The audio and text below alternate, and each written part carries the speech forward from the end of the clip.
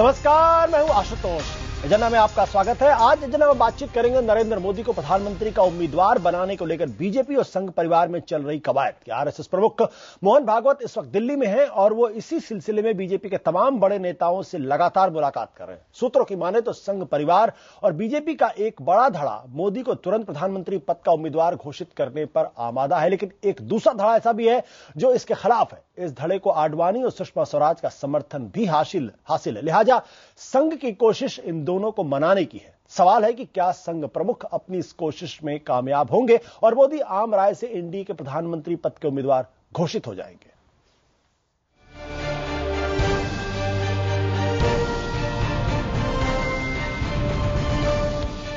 गोवा के मुख्यमंत्री मनोहर पर्रिकर का मोदी को लेकर विवादित बयान, बंजारा की गुजरात सरकार को कटघरे में खड़ा करती चिट्ठी और बीजेपी के साथ संघ परिवार की बैठक, ये सब एक ही समय में हो रहा है। आरएसएस प्रमुख मोहन भागवत ने भ्रम खत्म करने का बीड़ा खुद ही उठा लिया है। वे दिल्ली में हैं और आडवाणी और सुषमा स्वराज जैसे मोदी विरोधी बीजेपी नेताओं को समझाने की कोशिश कर रहे हैं। ये बात और है कि बीजेपी नेता इसके बारे में खुलकर कुछ बोलने को तैयार नहीं। मनोहर पर्रिकर ने ऐसा कहे तो उनके लिए मेरा सुझाव यह होगा, आगे बढ़ो, देश के भविष्य के बारे में सोचो, 2014 के बारे में चर्चा करो, 2020 के बारे में चर्चा करो। दरअसल संघ परिवार और बीजेपी का एक बड़ा धड़ा चाहता है कि नरेंद्र मोदी को अब प्रधानमंत्री पद का उम्मीदवार घोषित करने में देर नहीं करनी चाहिए। कोशिश इस बात की है कि मोदी के नाम का प्रस्ताव खुद आडवाणी करें। आरएसएस को लगता है कि बीजेपी की पहली प्राथमिकता यूपीए सरकार को हटाने की होनी चाहिए और नरेंद्र मोदी की अगुवाई में ऐसा किया जा सकता है। एक राय ये भी है कि अगर आडवाणी और सुषमा जैसे नेता तैयार न हो तो संसदीय बोर्ड में बहुमत से यह फैसला कर लिया जाए। मोदी समर्थक इस तर्क से सहमत नहीं है कि फिलहाल इस फैसले को टालना पार्टी हित में है। वो शिवराज सिंह चौहान की भी इस राय से सहमत नहीं है कि मोदी के नाम के ऐलान से मध्य प्रदेश में पार्टी का नुकसान हो जाएगा। सूत्रों की माने तो मोदी खुद चाहते हैं कि उनके नाम के ऐलान में अब ज्यादा देर न हो। मोदी समर्थकों का तर्क है कि कांग्रेस के इशारे में मोदी पर हमलों का सिलसिला तेज होगा। ऐसे में राजनीतिक तौर पर उसका मुकाबला करने के लिए मोदी के पास पीएम की उम्मीदवारी की ढाल होनी चाहिए। उससे चुनाव पर कोई फर्क नहीं पड़ेगा और हम समझते हैं कि मोदी का घोषणा होने से नाम की हो जाए तो अच्छा ही है, बुरा नहीं है। और चारों तरफ जनता चाहती है कि मोदी का नाम का घोषणा हो। इस महीने की 8 और 9 तारीख को संघ परिवार और बीजेपी के वरिष्ठ नेताओं की भी बैठक होनी है। बैठक में इस बात पर गहन चर्चा होगी कि आखिर बीजेपी किन मुद्दों को आगे रखकर चुनाव लड़े और उसकी सांगठनिक क्षमता कैसे बढ़ाई जाए। इस बैठक से पहले मोहन भागवत का बीजेपी के बड़े नेताओं को यह संदेश देना अहम है कि मोदी के नाम पर विवाद खत्म किया जाए। राजनाथ सिंह ने मोदी को चुनाव अभियान समिति का अध्यक्ष भी कुछ ऐसी ही परिस्थितियों में बनाया था। सुकेश रंजन, दिल्ली, IBN 7। और एजेंडा के 5 सवाल है। पहला सवाल, मोदी को प्रधानमंत्री का उम्मीदवार बनाने के लिए संघ इतनी मशक्कत क्यों कर रहा है। दूसरा सवाल, आरएसएस अगर गैर राजनीतिक है तो फिर इस मसले पर संघ प्रमुख की सारी कवायद क्यों है। तीसरा सवाल, क्या बीजेपी के मोदी विरोधी नेता संघ प्रमुख मोहन भागवत की नहीं सुन रहे हैं। चौथा सवाल, क्या बीजेपी में नरेंद्र मोदी का विरोध ज्यादा ही गहरा हो गया है। और आखिरी सवाल, क्या संघ मोदी को आम राय से प्रधानमंत्री का उम्मीदवार बनाने में कामयाब होगा। ये कुछ महत्वपूर्ण सवाल। जाहिर है हाल की कुछ घटनाओं ने नरेंद्र मोदी को प्रधानमंत्री उम्मीदवार की राह में रोड़े अटका दिए। संघ प्रमुख की बीजेपी नेताओं से लगातार मुलाकात के पीछे यही बेचैनी साफ नजर आती है और मोदी पर मंथन जारी है। लेकिन हमारा एजेंडा बिल्कुल साफ है, संघ नहीं बीजेपी ही चुने अपना नेता। बात करने के हमारे साथ है बीजेपी के नेता सिद्धार्थनाथ सिंह, संघ के चिंतक राकेश सिन्हा, बीजेपी की सबसे पुरानी सहयोगी शिवसेना के राहुल नार्वेकर और गवर्नेंस नाउ के संपादक आलोक मेहता। आप लोगों का बहुत बहुत स्वागत है।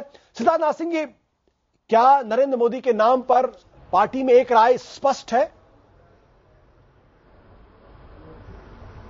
देखिए आशुतोष जी, एक माहौल मोदी जी के पक्ष में पूरे देश में हो रहा है, कार्यकर्ताओं में हो रहा है और उसी का कारण है कि उनको चेयरमैन भी बनाया गया जो हम लोग की चुनाव अभियान समिति के। और अब कब उनको प्रधानमंत्री घोषित करना और कैसे करना, वो एक निर्णय होता है। उसके लिए कहीं लोकतंत्र में बात करें तो सहज रूप से ये चीजें चर्चा होती है, एक दूसरे से बातचीत होके होनी चाहिए और वो हो रही होगी और जिसको जब होएगी तो उसका निर्णय कर दिया जाएगा। मगर इसके अंदर बहुत ज्यादा कोई मतलब निकालने की कौन बैठक कर रहा है, मेरे ख्याल से बैठक तो एक लोकतांत्रिक एक प्रक्रिया ही है जिसके तहत होना चाहिए और जिसके तहत ये निर्णय भी होगा। जब बैठक नहीं होगी तो निर्णय कैसे होगा, वो तो डिक्टेटरशिप हो जाएगी फिर। पर सिद्धार्थ जी, मेरा सवाल यह था कि क्या नरेंद्र मोदी को प्रधानमंत्री पद का उम्मीदवार बनाने के मसले पर पार्टी में एक राय है या नहीं? देखिए आशुतोष जी, बीजेपी के अंदर कोई भी निर्णय जब भी होएगा वो मान के चलिएगा, उसके पहले हो सकता है कि एक एक अलग अलग राय हो, मगर जब निर्णय हो गया तो आप मान के चलिएगा कि वो सर्वसम्मति से है, क्योंकि एक ये लोकतांत्रिक प्रक्रिया है। जब निर्णय होता है तो सब उसके साथ होते हैं, तो आप जब भी निर्णय होएगा वो साथ सबके सहमति के साथ ही होएगा। यानी आपने एक बात कम से कम ये मानी है कि माफ करिएगा, मेरा गला थोड़ा सा खराब है। एक बात आपने मानी, कहीं ना कहीं पार्टी के अंदर थोड़ा सा मतभेद इस मसले के ऊपर है। आप थोड़ा कह रहे हैं, मैं कह रहा हूं कि काफी मतभेद है पार्टी के अंदर और उस पर आम सहमति बनाने की कोशिश की। जी आशुतोष जी, जी नहीं आशुतोष जी, मैंने ये कहा कि एक लोकतांत्रिक पार्टी के अंदर चर्चा होना स्वाभाविक है, सहज है जी, और कहीं होता है उसको गलत नहीं लेना चाहिए जी। इसके अंदर किसी के पास मतभेद है कि मोदी जी को बनाना है या नहीं बनाना, मेरे हिसाब से ऐसा कोई नहीं है कि जिसके अंदर मतभेद हो, मगर किस समय का उपयुक्त रहेगा इस पे चर्चा हो रही होगी। मगर क्या हो रही है ये मैं नहीं कह सकता, जब भी चर्चा होगी और निर्णय निकलेगा वो निर्णय सर्वसम्मति से ही निकलता है। मैं आपसे आखिरी बार पूछूंगा, क्या आम राय अभी पार्टी के अंदर है या नहीं उनके नाम पर? देखिए, मोदी जी सबसे लोकप्रिय नेता है, इस पे पूरी पार्टी की एक राय है जी, और इस समय कांग्रेस को कोई जवाब दे सकता है इस देश में, उसमें यही राय है कि मोदी से कांग्रेस घबराती है, इसलिए वो गलत हथकंडे अपना रही है और कॉन्स्पिरेसी थ्योरीज बना रही है। ये भी पार्टी का हर नेता मानता है। अभी भी मेरे सवाल का खैर आपने जवाब नहीं दिया। राकेश जी, ये सवाल मैं आपसे करता हूं, क्या मोदी के नाम पे बीजेपी के अंदर आम राय है? सबसे लोकप्रिय, इसमें कोई दो राय नहीं, एक लोकतांत्रिक प्रक्रिया है, उस प्रक्रिया के तहत वो बने, इसमें भी किसी को आपत्ति नहीं है। बट आज की तारीख में सवाल ये है, क्या वो पार्टी में उनके नाम पे आम राय है या नहीं? देखिए, मुझे जो लगता है कि पार्टी में लगभग सहमति के स्तर तक पार्टी पहुंच गई है कि नरेंद्र मोदी एक लोकप्रिय नेता है, उनको प्रधानमंत्री का उम्मीदवार घोषित किया जा सकता है। पार्टी का एक अपना आकलन है और उस आकलन में एक तर्क है। देखिए, लोकसभा और विधानसभा के चुनाव यदि साथ होते तो बहुत ही अच्छा होता, देश के लिए भी अच्छा होता, आर्थिक दृष्टि से भी अच्छा होता देश के लिए, लेकिन साथ नहीं हो रहे हैं, ये एक रुकावट है। इसमें दोनों तर्क हैं। यदि नरेंद्र मोदी जी को भी घोषित किया जाता है और किसी कारण से विधानसभा के चुनाव में कुछ भारतीय जनता पार्टी को नुकसान होता है, जिसका सीधा असर लोकसभा में जो पार्टी का उम्मीदवार होगा उस पर होगा। यदि घोषित नहीं किया जाता है तो जो देर होती है, कार्यकर्ताओं में जो एक उत्साह है नरेंद्र मोदी के नाम पर, जैसा पार्टी के नेता कहते हैं कि पूरे देश भर में उत्साह है, वो उत्साह में एक कमी आएगी। और एक उत्साह यह है कि जितनी देर होगी कांग्रेस उसका लाभ उठाकर नरेंद्र मोदी को कॉर्नर करने की कोशिश कर रही है। एक राजनीतिक लड़ाई को तेज करना चाहिए और नेतृत्व घोषित करनी चाहिए। लेकिन मुझे जो एक बात लगती है, जो मैं उसमें थोड़ा सा क्लियर करना चाहता हूं, कि राष्ट्रीय स्वयंसेवक संघ के शीर्ष नेताओं की अगले साल इस महीने इस दिन बैठक कहां होगी, मैं आपको बता सकता हूं जी। मैं जैसे बताऊंगा, अगर अगले साल यह बैठक हैदराबाद में होगी और हैदराबाद में कोई घटना घटती है तो मीडिया इस बात को कहेगी, देखिए संघ के सरसंघ चालक वहां पहुंच गए हैं इस घटना के कारण। संघ का यह संगठनात्मक बैठक है और भारतीय जनता पार्टी के नेता स्वयंसेवक हैं। सरसंघ चालक का स्थान संघ में और हिंदू समाज में जितना है वो सम्मानीय स्थान है और मोहन भागवत जी को मशक्कत नहीं करनी पड़ेगी। यदि संघ को घोषणा करना पड़ेगा और संघ यदि अपने स्तर पर घोषित कर देता है तो भारतीय जनता पार्टी से विरोध नहीं होगा। लेकिन परामर्श विभिन्न स्तरों पर इसलिए किया जा रहा है कि 2014 में किसी भी शर्त पर यूपीए को 2009 की स्थिति लाने की का अवसर न दिया जाए। मैं आपकी बात समझ, आपने एक बात कहा, अगर संघ परिवार ये घोषित कर देता है तो किसी को आपत्ति नहीं होगी, लेकिन संघ बार बार कहता है मैं तो गैर राजनीतिक संगठन हूं, बीजेपी राजनीति करती है, बीजेपी का अपना डोमेन है, बीजेपी जो फैसला करेगी हमसे परामर्श करती है। आप ये कह रहे हैं कि वो घोषणा कर दे तो मैं वही कर घोषणा कर परामर्श अलग हो गया। देखिए संघ परिवार एक वैचारिक आंदोलन है और वैचारिक आंदोलन से भारतीय जनता पार्टी साफ तौर से जुड़ी है, इसमें कोई दो राय नहीं है, इसमें कहने में हिचक नहीं है। लेकिन सभी संगठनों की एक स्वायत्तता है, इसीलिए संघ परिवार के जो लोग डायनेमिक्स को जानते हैं, संघ परिवार में एक समन्वय बैठक होती है। समन्वय बैठक में विद्यार्थी परिषद भी होता है, भारतीय जनता पार्टी भी होता है, मजदूर संघ भी होता है कि हम एक गोल के लिए काम कर रहे हैं, राष्ट्र निर्माण के लिए। उस गोल में कमी नहीं आनी चाहिए और भारत के प्रधानमंत्री सरसंघ चालक का डिक्टेट चलता है प्रधानमंत्री पद के उम्मीदवार। सरसंघ चालक संघ के ही नहीं, हिंदू समाज के एक गाइड, फिलोसोफर एंड फ्रेंड हैं, और संघ में उनका जो सम्मानित स्थान है उसमें उनसे परामर्श तो संघ के स्वयंसेवकों के लिए सम्मान का विषय होता है। उनके निर्देशन को मानना संघ में एक स्वाभाविक और सहज प्रक्रिया होती है। अब आपकी बात में समझिए आलोक जी, दो सवाल है। पहला सवाल है कि जिस ओर इन्होंने इशारा किया कि भाई असेंबली के पहले और असेंबली के बाद, इसको लेकर लाल कृष्ण आडवाणी सुषमा स्वराज के अंदर यह है कि भाई आप अभी इसको घोषित मत करिए। शिवराज सिंह चौहान भी उसी बात को कह रहे हैं, हालांकि ऑन रिकॉर्ड उन्होंने बाद में मना किया है, लेकिन जो सूत्रों के हिसाब से खबर, पक्की खबर यह है कि उन्होंने बाकायदा कहा कि असेंबली के पहले आप अनाउंस मत करिए, असेंबली के बाद अनाउंस करिए, हो सकता है मुझे नुकसान हो जाए। एक तो ये स्ट्रेटेजिक सवाल है। दूसरा सवाल है कि संघ कितना माइक्रो मैनेज कर रहा है आरएसएस बीजेपी की लीडरशिप को लेकर, और किस कोशिश और एक सहमति बनाने की कोशिश कर रहा है। क्या संघ की यह कोशिश सही है, और क्या बीजेपी का स्ट्रेटेजिक फैसला स्ट्रेटेजिक है या विरोध की वजह से है? देखिए अशोक जी, पहली बात तो यह कि संघ में नरेंद्र मोदी निश्चित रूप से भाजपा के बड़े लोकप्रिय नेता माने जा रहे हैं, दूसरे लोग भी मानते हैं। ऐसी स्थिति में संघ, भाजपा में एक बड़ा नेता जो अटल जी जैसा था, उसका एक वैक्यूम हो गया। अडवाणी जी को खुद संघ ने या भाजपा ने भी थोड़ा थोड़ा, उनके नेताओं ने भी उनकी एक तरह से उनके अधिकारों में कटौती कर दी। इसलिए ये तो मानना ही होगा, बल्कि मैं थोड़ा सा एक कदम आगे जाऊंगा, जो राकेश जी कह रहे हैं कि उनको ही एक सर्वमान्य हिंदू, मतलब उस हिसाब से नेता माने समाज का, तो हिंदू राष्ट्रवाद के विचारधारा के आधार पर मोहन भागवत जी का निर्देश, आदेश या उनको माना जाए, ये कोशिश पूरी इस समय सामने दिखाई दे रही है जी। और उसके तहत उनकी जो इच्छा है कि भाई यदि जो हिंदू राष्ट्रवादी में इस समय नरेंद्र मोदी एक अच्छा फेस हो सकता है और वो स्वीकार्य होगा, इस रणनीति को चला जाए। लेकिन सुषमा जी, अडवाणी जी का जो तर्क है वो यह है कि आप देखिए, या तो भाजपा अपने बल पर बहुमत लाने की स्थिति में नहीं है, ये वो मानते हैं, और यदि गठबंधन करना होगा तो मोदी जी की स्वीकार। और इसलिए मुझे तो लगता है कि नरेंद्र मोदी जी ने भी कल जो बोला है वो स्ट्रेटेजी के तहत बोला है। वो नहीं चाहते कि गठबंधन की राजनीति के नाम पर उनका और कद नीचा हो जाए, और इसलिए ज्यादा सीटें कौन ला पाएगा। अभी लड़ाई इस बात पर है, मोदी जी का विश्वास है कि वो अपने बल पर बहुमत ला सकते हैं। आडवाणी जी को जो पूरी नाराजगी है, जो उन्होंने गोवा के सम्मेलन के दौरान बिल्कुल स्पष्ट चिट्ठी जारी करके कहा और इस्तीफा पार्टी के तमाम पदों से देते हुए कहा कि आरएसएस बीजेपी को माइक्रो मैनेज कर रहा है, जो चेन्नई में भी आज से 3 साल पहले उन्होंने कहा था कि आरएसएस को मैनेज कर रहा है, ये उनकी चिंता है, या नरेंद्र मोदी को आगे बढ़ा रहे हैं, ये लाल कृष्ण आडवाणी की चिंता और विरोध है कि ये समय नरेंद्र मोदी को बढ़ाने का नहीं, किसी और तरीके से करने का। असल चिंता क्या उनकी? देखिए, उनकी असली चिंता ये है कि आरएसएस क्यों इस तरह से कर रहा है। ये उनकी चिंता पहले भी रही है, जैसा हम पहले किसी बहस में कह चुके हैं कि जब सुंदर सिंह भंडारी या उनका जब महत्व बढ़ रहा था, तब भी सुंदर सिंह भंडारी ये कहते थे कि भाई ये कैसे नियंत्रित किया जा रहा है। तो आज संघ जब नियंत्रित कर रहा है, उससे चूंकि एक तरफ कहा गया कि भाजपा के सर्वोच्च वो संरक्षक हैं, तब अडवाणी जी का डिक्टेट चलना चाहिए पार्टी के नेता के रूप में। जैसे आप यदि इंदिरा गांधी के समय कहीं कामराज का चलता था, एक सिंडिकेट की चलती थी, बाद में इंदिरा गांधी की चलती थी, उस परंपरा को देखें राजनीतिक दलों की, तो इस समय मोहन भागवत जी नहीं, संघ डिक्टेट करे या संघ तय करे, इससे अडवाणी जी की असहमति स्वाभाविक दिखाई देती है, क्योंकि भाजपा में उनका जो अपना योगदान है, इसलिए उनका एक है। या सुषमा जी, वो 77 से आप और हम देखते रहे, विधानसभा के चुनाव से लेकर के आज तक वो राजनीति में रही है, नरेंद्र मोदी जी उनसे पीछे रहे हैं, उनकी दावेदारी अपनी जगह है, और उस दावेदारी को दूसरा एक और आशुतोष जी ध्यान दें, कहीं भी दोनों पार्टियां, कांग्रेस भी ये क्यों नहीं कह पा रही है कि संसदीय दल तय करेगा, भागवत जी तय करेंगे वही डिसाइड, या सोनिया गांधी करेंगी डिसाइड, संसदीय दल का नाम ही नहीं ले रहे हैं। जबकि डेमोक्रेसी यदि कहते हैं, जिसको लोकतांत्रिक पार्टी अभी हमारे सिद्धार्थ जी कह रहे हैं, यदि लाल बहादुर शास्त्री के परिवार के हैं, तो तब भी ये परंपरा, लोकतांत्रिक परंपरा यह है कि सांसद चुनेंगे। सिद्धार्थ जी या उनकी पार्टी का एक नेता मुझे बोलता नहीं सुनाई देता कि हमारे सांसद तय करेंगे, मोहन भागवत तय करेंगे या बोर्ड तय करेगा। Why board, why not MP जो चुन के आएंगे? और सुषमा जी का आर्गुमेंट यही है कि सांसद तय करें। बहुत महत्वपूर्ण सवाल खड़ा किया, लेकिन फिलहाल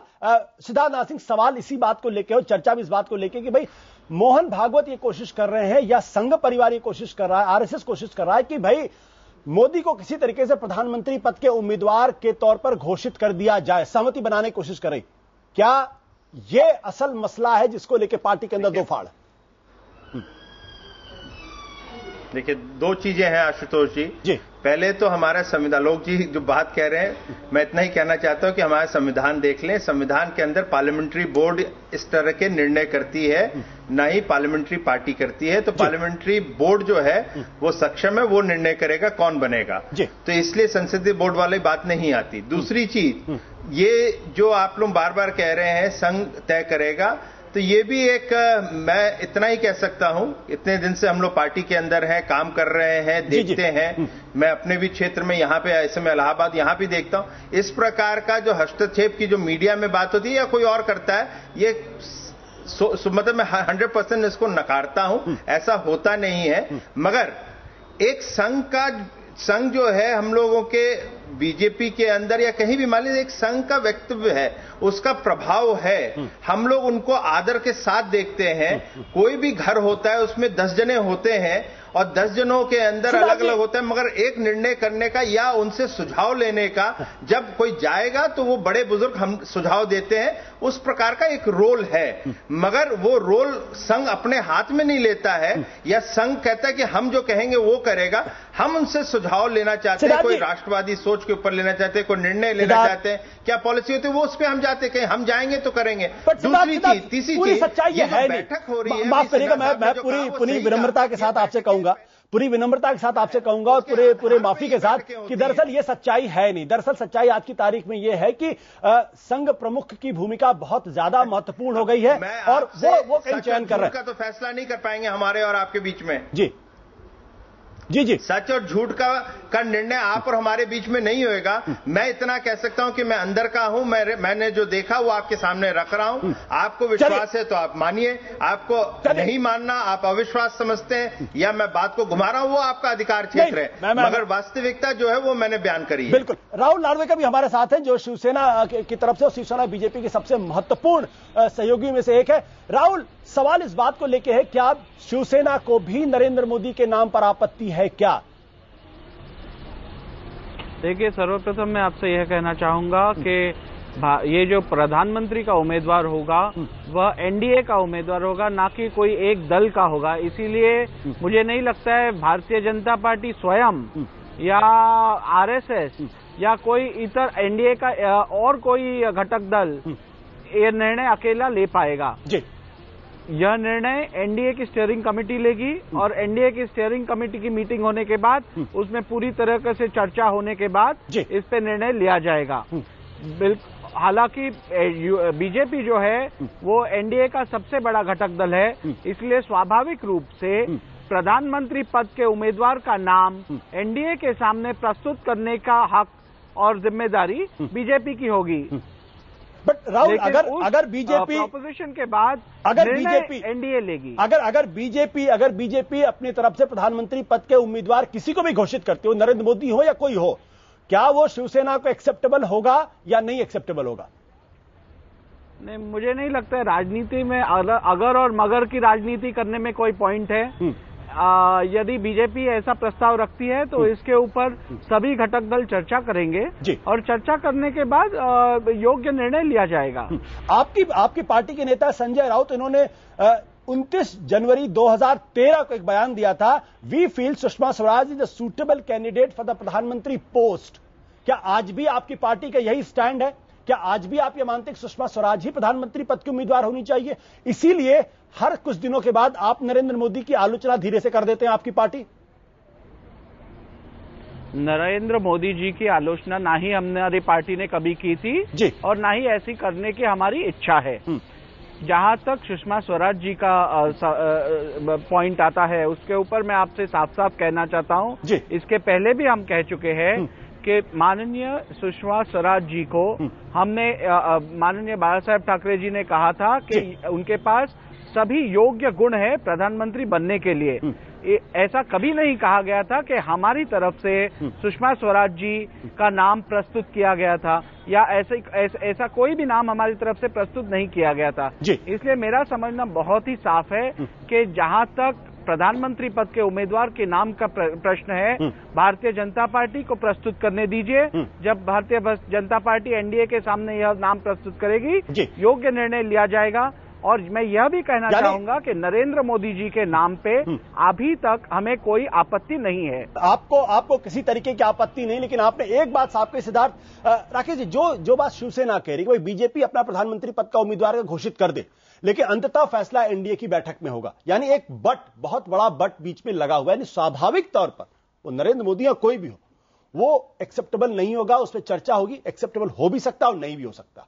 ये दोराहा पे खड़ा कर देते। देखिए, कुछ एज्यूम करना गलत होगा। मुझे लगता है कि एनडीए एक है, तो जब भारतीय जनता पार्टी अपनी उम्मीदवार घोषित करेगी तो एनडीए में एक स्वाभाविक एक औपचारिक प्रक्रिया तो होगी, लेकिन मुझे नहीं लगता कि भारतीय जनता पार्टी के घोषित करने के बाद एनडीए में कोई टकराव की स्थिति आएगी। एक दूसरी बात मैं कहना चाहता हूं, देखिए, संघ एक गैर राजनीतिक संगठन है, वो चुनाव नहीं लड़ती है, लेकिन वो नागरिकों का संगठन है, वो गैर नागरिकों का संगठन नहीं है, वो सन्यासियों का संगठन नहीं है। देश की राजनीतिक परिस्थिति पर संघ यदि अप्रत्यक्ष रूप से, नैतिक रूप से दखल देता है, 1977 में जब इंदिरा गांधी की अताताई को दूर करने के लिए संघ ने दखल दिया था, 80 में जनता पार्टी को बचाने के लिए संघ ने दखल दिया, उस समय सरकारवाह रज्जू भैया बार बार चंद्रशेखर जी से मिलते थे। तो मुझे लगता है कि संघ के बारे में जो कहा जाता है कि आज संघ दखल दे रहा नहीं, देखिए, संघ, भारतीय जनता पार्टी तो संघ के परिवार, देखिए, संघ परिवार का एक अभिन्न अंग है, उसमें संघ की, इसमें दो राय नहीं है। आपकी बात को मैं सहमत हूं, दो राय नहीं है कि संघ नैतिक हस्तक्षेप करता है और संघ के पास भारतीय जनता पार्टी जाती है, संघ नहीं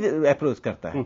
चूंकि हमारा एक जब जनसंघ की स्थापना हुई उस समय भी संघ से परामर्श होकर हुआ था, कोई नई बात नहीं है। जब हिंदू महासभा चुनाव लड़ती थी आजादी से पहले तो संघ से परामर्श होता था। तो संघ की भूमिका जो है वो एक लक्ष्मण रेखा सब परिवार में खींचा हुआ है। और सरसंघचालक का काम, देखिए, मैं बता दूं कि जो परम पूज्य सरसंघचालक होते हैं उनकी आज संघ प्रमुख को नरेंद्र मोदी के नाम पे सहमति बनाने में दिक्कत आ रही है। देखिए, ये आप मानेंगे कि नहीं मानेंगे? संघ प्रमुख को कोई दिक्कत नहीं आएगी और संघ प्रमुख ये इस तरह का काम नहीं करते। लाल के नहीं, और सुषमा स्वराज खुले विरोध नहीं, संघ प्रमुख इस तरह का काम नहीं करते, उनको ऐसे कामों में नहीं घुसना चाहिए। मनोहर पारिकर का जो बयान है, हालांकि देर शाम उन्होंने उस पर थोड़ा सा बदलाव किया है, मनोहर पारिकर का बयान बिल्कुल स्पष्ट है, उस पर कहीं कोई दिक्कत नहीं। नरेंद्र मोदी के प्रशासक के तौर पर भूमिका पर उन्होंने गंभीर सवाल खड़े किए। सवाल नहीं, अगर मैं होता, if I had been there, I would have ensured He was new। देखिए, उनके पूरे साक्षात्कार को मैंने पढ़ा, जो नरेंद्र मोदी पर वास्तव में आज इतने जो डिबेट हो रहे हैं, क्यों हो रहा है? गुजरात के दंगे के कारण, और मीडिया ने गुजरात के दंगे को इतना लंबा कर दिया, लगता है कि पूरे भारत के इतिहास की सुई 2002 में रुक गई। देखिए, एक बात, 2002 की बात ही नहीं, मैं कह रहा हूं आपकी पार्टी के नेता मनोहर पारिकर, वो कहीं ना कहीं वही ध्वनित कर रहे हैं जो अटल बिहारी वाजपेयी ने कहा। मैंने आज एक ट्वीट किया कि देश की जनता यह भी जानना चाहती है कि मनमोहन सिंह और सोनिया गांधी में क्या रिफ्ट है और कांग्रेस में नेतृत्व की क्या समस्या है, इस पर एक डिबेट नहीं होता है। ये छिद्रा निवेश जो होता है ना, हाँ, रिफ्ट है, लेकिन भारतीय जनता पार्टी में एक डेमोक्रेटिक पार्टी होने के कारण नेता के चुनाव में थोड़ी समस्या तो होगी, समस्या है, लेकिन संघ उस परामर्श को एक लोकतांत्रिक तरीके से परिवार का जो परामर्श है वो एक फैसला है और जल्दी फैसला। क्या ये महज परामर्ष है, जिस तरह सिद्धार्थ जी भी कह रहे हैं कि भाई संघ नहीं जाता, बीजेपी जाती। मनोहर भागवत नागपुर छोड़कर दिल्ली आए 2 दिन से, और 2 दिन पहले भैया जी जोशी भी यहां थे, वो भी लगातार संपर्क कर रहे हैं, लगातार परामर्श कर रहे हैं। ये परामर्श है या हस्तक्षेप है? जैसा इन्होंने कहा नैतिक दखल। तो एक लाइन में जोड़ूंगा, वो 8 दिन से दिल्ली में है और संगठनात्मक बैठक है। ये नरेंद्र मोदी को प्रधानमंत्री बनाने के लिए नहीं आए, 8 दिन से संगठनात्मक बैठक है। यही सच्चाई है जो राकेश एक बात आशुतोष जी मेरा ख्याल है मानना चाहिए, राकेश जी शायद ज्यादा अच्छी तरह जानते हैं, लेकिन मेरा ऐसा मानना है कि पहले बहुत कुछ भारतीय जनता पार्टी संघ पर बहुत निर्भर करती थी। आज संघ के पास उतने स्वयंसेवक नहीं है जो एक आवाज से काम करें, क्योंकि जब भाजपा सत्ता में आई उन्होंने संघ के स्वयंसेवकों को, इंक्लूडिंग राकेश सिन्हा जैसे लोगों को, बहुत ही नजरअंदाज किया। आज उसका नतीजा यह है कि संघ के स्वयंसेवक तभी काम करेंगे जब मोहन भागवत जी के आदेश को माना जाए। तो भाजपा पर एक लगाम कसने की कोशिश भागवत जी कर रहे हैं। अब भाजपा का नेता अध्यक्ष राजनाथ सिंह या अडवाणी जी नहीं है, अब वो उनकी लगाम भागवत जी के हाथ में है, ये पूरा संदेश दिया जा रहा है। और अब उतने स्वयंसेवक भी नहीं है, अब सबको कुछ न कुछ अपना उसमें हिस्सा चाहिए, सत्ता में भागीदारी चाहिए। विश्व हिंदू परिषद को भी सत्ता में भागीदारी चाहिए अप्रत्यक्ष रूप से, कि वो जो कहें उस एजेंडे को माने, तब हम समर्थन करेंगे। ये अशोक सिंघल जी भी कह चुके हैं, वो प्रधानमंत्री बनने के लिए उम्मीदवार हो सकता है जो हमारे हिंदू एजेंडे को, मंदिर को बनाएगा। इसलिए ये साफ मानिए कि इस समय हिंदू राष्ट्रवाद के नाम पर ही कोई उम्मीदवार बनाने की बात संघ सोचता है। हिंदू राष्ट्रवाद की परिभाषा भी मनोहर पारिकर ने अपने उस इंटरव्यू में दी है। उन्होंने कहा हिंदू राष्ट्रवाद की जो परिभाषा